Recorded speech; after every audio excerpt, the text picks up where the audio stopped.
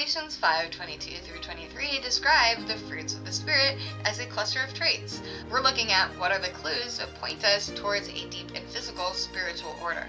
Findings show that a quantum coherent state is a stable configuration of neural circuits tuned towards the good of others. The fruit of the Spirit describes a human profile in which many neural systems settle into a stable, cooperative configuration. It's a behavioral signature of an integrated brain and integrated soul.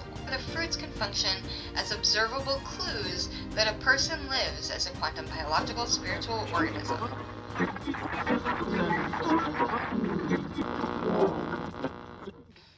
Hello, and welcome back to the channel, everybody. Today, we're asking if the fruits of the Spirit align with science and discussing how these two concepts merge. Modern neuroscience and quantum biology describe human life in terms of patterns. Neurons fire in vast networks, synchronizing in rhythmic waves. Proteins and pigments guide energy with precision, sometimes using quantum coherence and tunneling to move information and charge through warm, noisy cells. The more these systems line up, the more they display integration, stability, and responsiveness.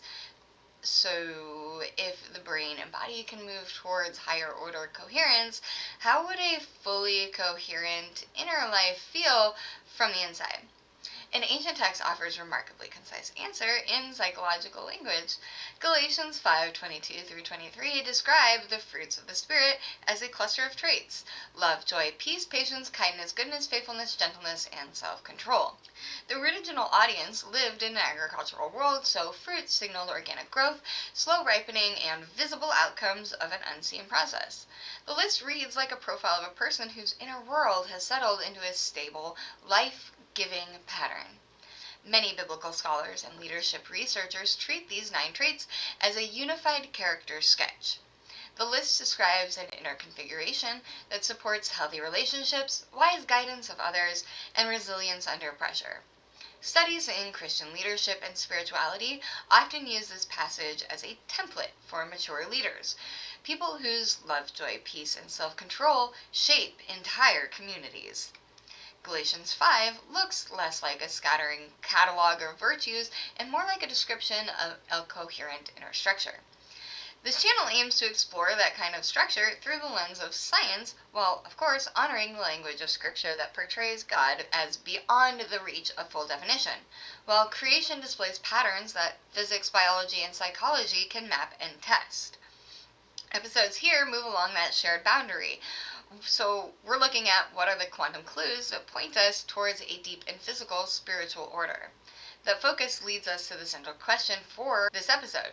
If the fruits of the Spirit describe a stable, spirit-shaped human life, what kind of biology supports that stability and coherence? I don't know about you, but I believe in an all-knowing, omniscient, all-powerful, the big all the omnis God. And so a big all the omnis, giant, huge God would be able to, we wouldn't be able to trick him with science. In my view, in my estimation, science can help explain the magnificence of his creation. Quantum processes already shape core functions in living systems: photosynthesis, navigation, enzyme catalyst, and possibly aspects of neural processing. Consciousness and virtue build on that substrate. To explore this possibility, we're going to begin with an empirical foundation in quantum biology and neuroscience, and then move towards a synthesis. Quantum mechanics usually appears in pop culture as something remote from everyday life: particles and accelerators, vacuum chambers, and thought experiments. During the past few decades, however, experimental work in quantum biology has revealed that living systems already use quantum effects at ordinary temperatures and in wet, noisy environments. Please see the sources in the Quiet Lantern bibliography page. I have all of them listed for this. One of the clearest examples comes from photosynthesis. In some photosynthetic bacteria, light energy enters a pigment protein complex called the Fenner-Matthews-Olsen or FMO complex. Ultrafast spectroscopy shows that after a photon excites the system, the excitation energy does something surprising. Instead of hopping step by step along a single path, the excitation behaves like a quantum wave that explores multiple routes simultaneously.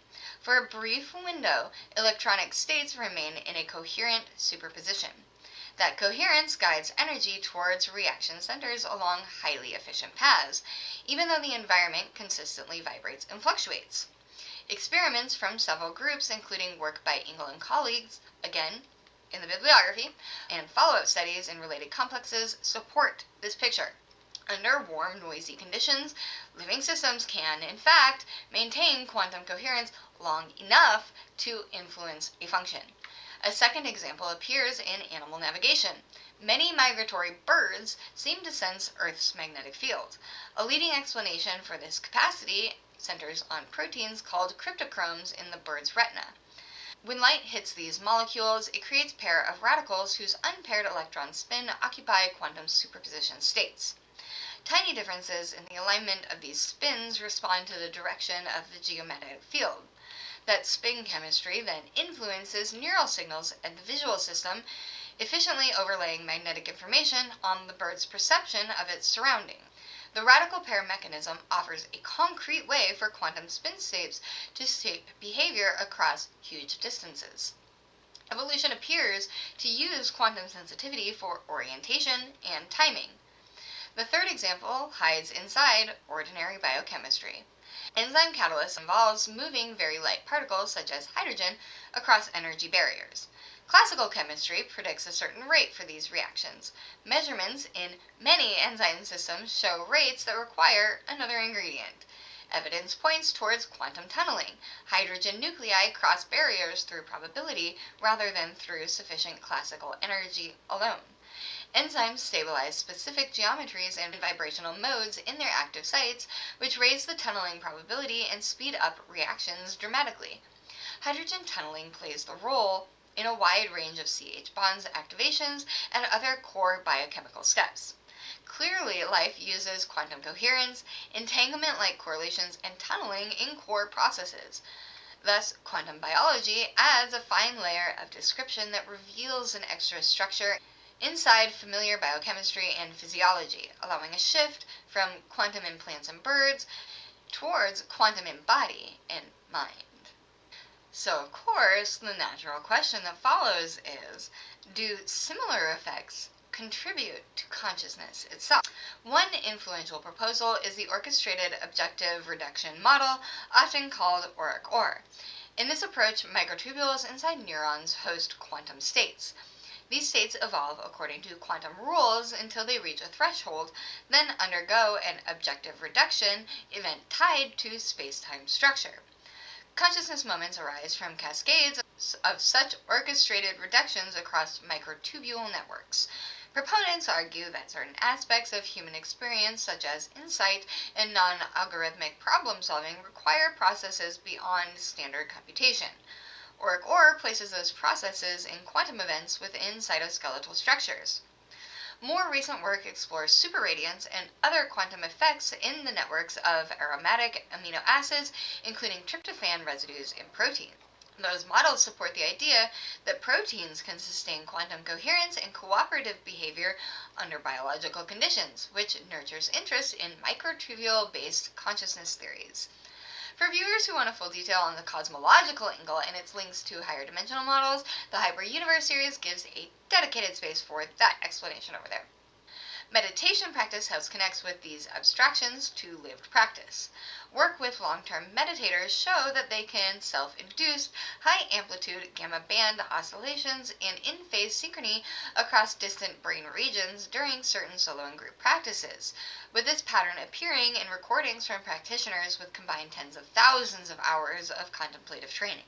Structural and functional MRI studies reveal differences in default mode network connectivity, limbic activity, and prefrontal thickness among meditation practitioners compared with their controls.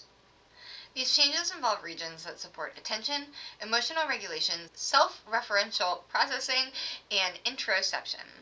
Even though researchers in the field still debate whether microtubules or other subcellular structures play a central role, there's growing agreement around one point, that highly integrated, coherent neural activity characterizes advanced contemplative states and emotionally regulated lives.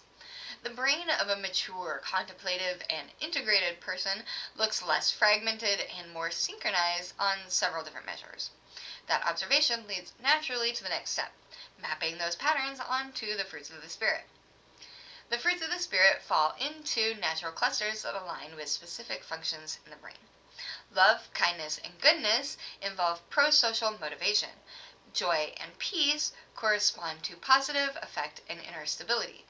Patience and gentleness and self-control express strong regulation in the presence of conflict or temptation.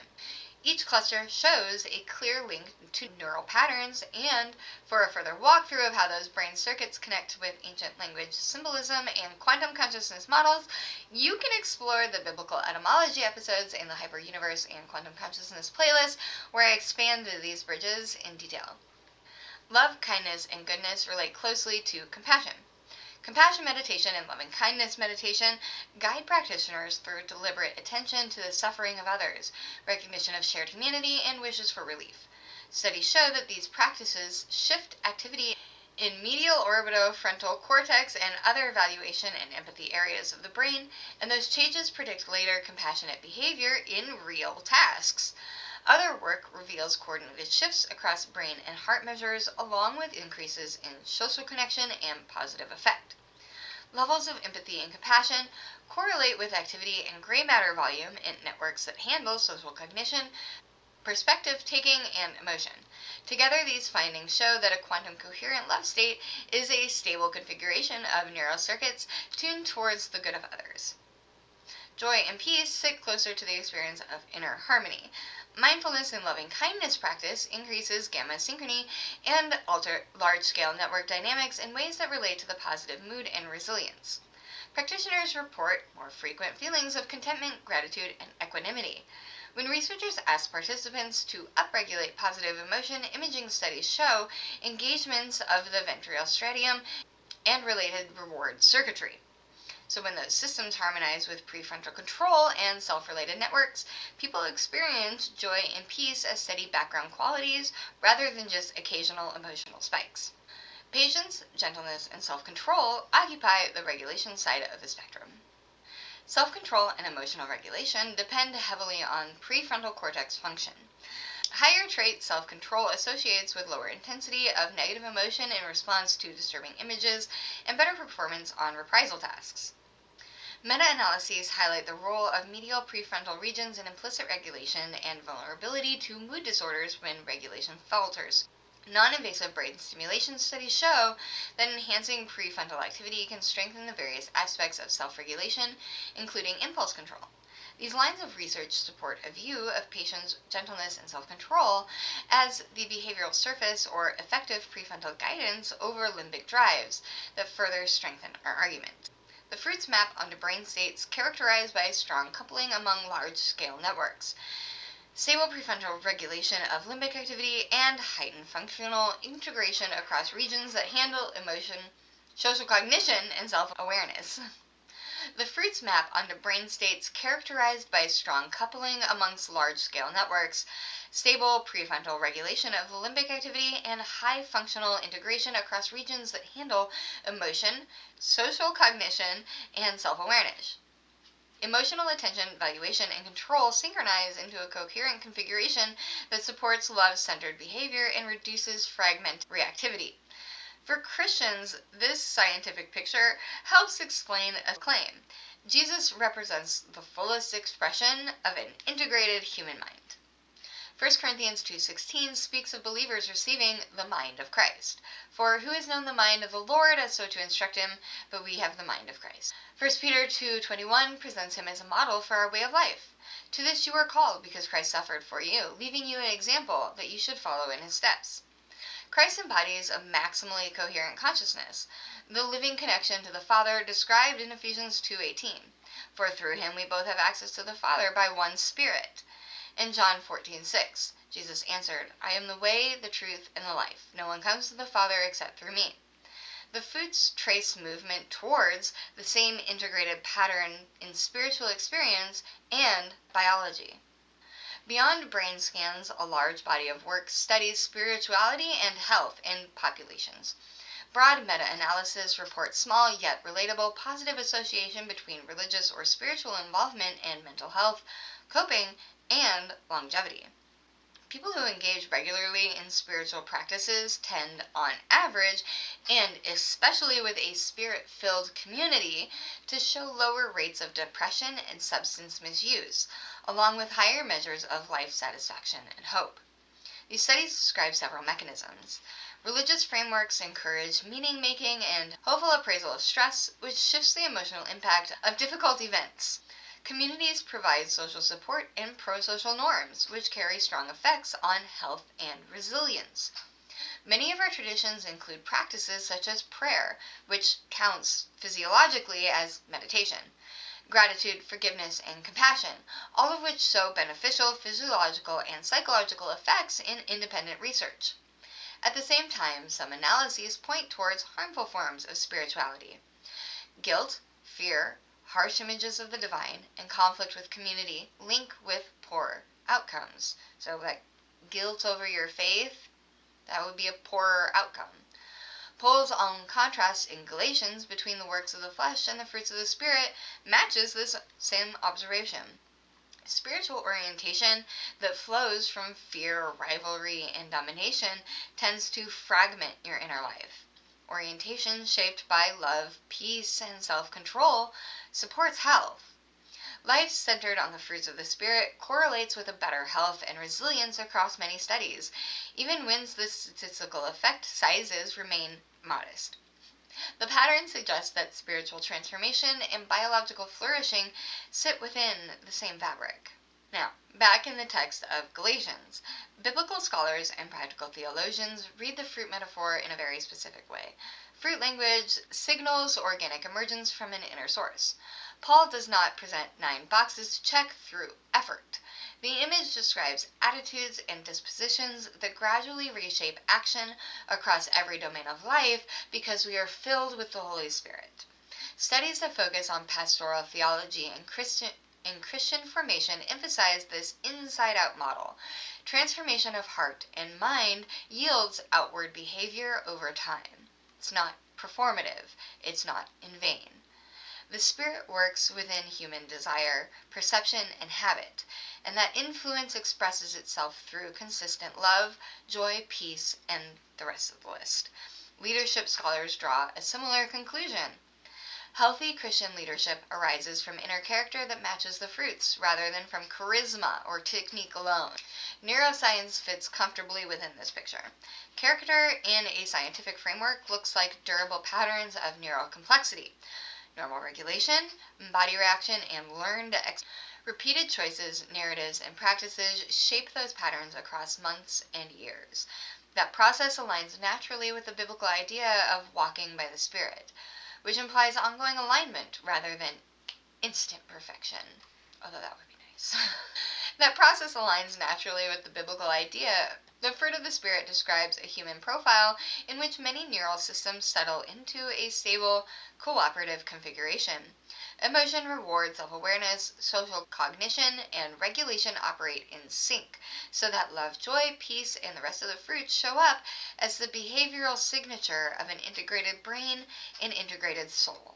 The language of Galatians gives a relational and spiritual description of this state. Neuroscience describes the same zone in the language of networks and plasticity. And so at this point, the pieces line up for a synthesis. The empirical base shows that living systems maintain coherence, exploit tunneling, and sense fields within quantum sensitivity. Quantum biology therefore occupies real territory inside mainstream science. Neuroscience and meditation research show that practices centered on love, compassion, and awareness and surrender produce measurable neural coherence, structural shifts, and improved regulation. Population studies reveal that spiritual life with fruit-like traits link with better mental and physical health across many samples. The fruits of the Spirit describe a phenomenology of human beings in a highly integrated state. Love and kindness reflect coherent social valuation networks that treat the good of others as central. Joy and peace reflect stable reward and self-related networks that hold gratitude and hope through changing circumstances.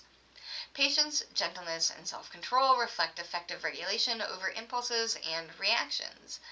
Quantum biology offers a plausible foundation for the fine-grained sensitivity and coordination that these states require, especially if models such as auric or related approaches capture any portion of conscious processing.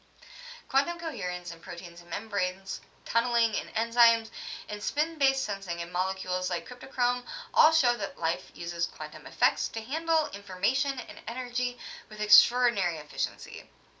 Therefore, the fruits can function as observable clues that a person lives as a quantum biological spiritual organism.